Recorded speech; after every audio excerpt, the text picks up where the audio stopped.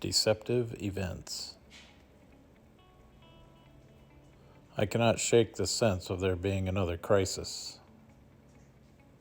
All of my awareness is pointing towards a series of happenings that once they start will continue to snowball. Regardless of their magnitude, will have their effect in a negative way, if not a catastrophic way. This sense of unease is weighing on my mind. Now I have to attempt to contemplate what these events could be. Economic, social unrest, wars, natural disasters, political controls. Anything can happen under these categories at any time, and January was insane enough already. It had enough ingredients to bake up a whole pan of crazy in the immediate future. Am I overly triggered by last year's events, so that I'm now expecting the worst possible outcome for 2021? Like a defense mechanism for the future? Or is it common sense, fueling the newfound awareness of things being afoul, coupled with a lack of trust of our leaders and the media? Either way, I'm sensing something, putting me at unease, wanting to prepare for several different scenarios. While attempting to stay grounded, taking things one day at a time, and leaving tomorrow's worries for then. Not an easy task when you're being alerted to another unnameable crisis. So what can we prepare for? Food, water, and supplies, financial security, home security, mental and physical health, learning what drives the agendas of our foes to know what to expect and how far they are willing to go.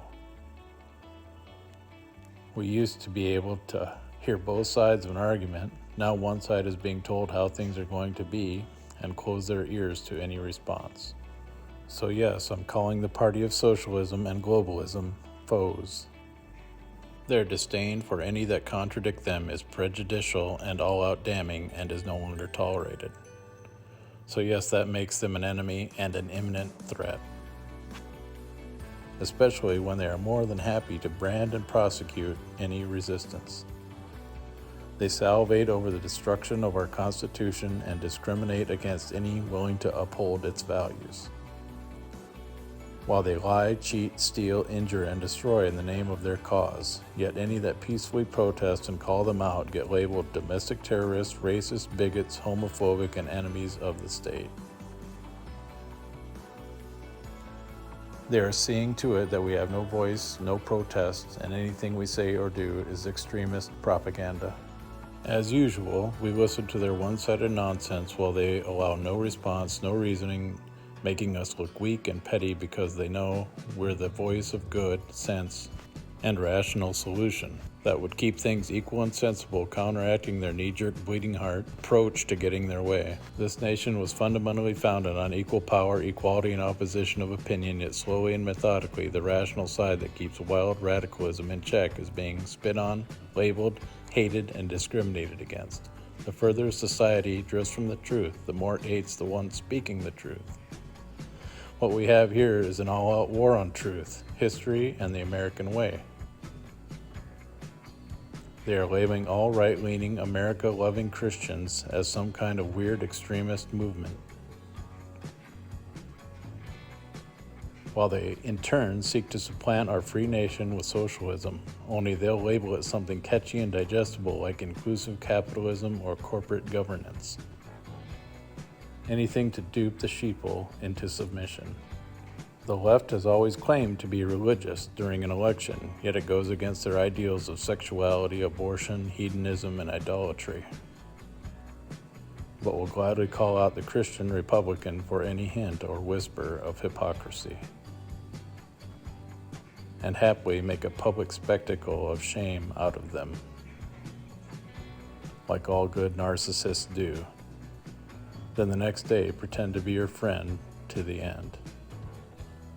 They're gaining ground through labels, finger-pointing, name-calling, and headlines. While making their causes more appealing, through sociopathic appeals on the senses and pleasure points with a "if it feels good, it must be right" indoctrination,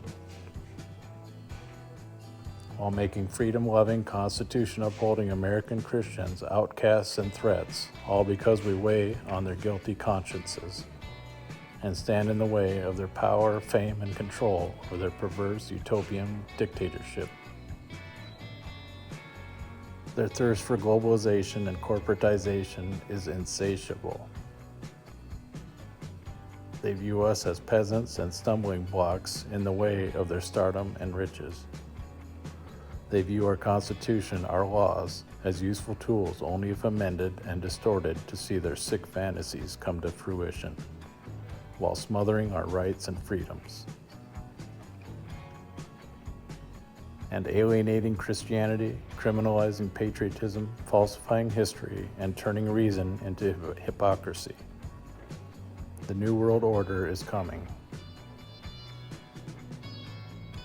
They'll initiate crisis upon crisis, distort and confuse, cause reliance through fear and sustenance, until they get their way over all the lemmings that conform to their will. Even those they vow to uphold will be oppressed. It is the beginning of the end. They'll win for a while, but in the end we will prevail, the faithful, the true believers, as prophesied, as promised. Prepare. Pray. Keep the faith. Thanks for watching.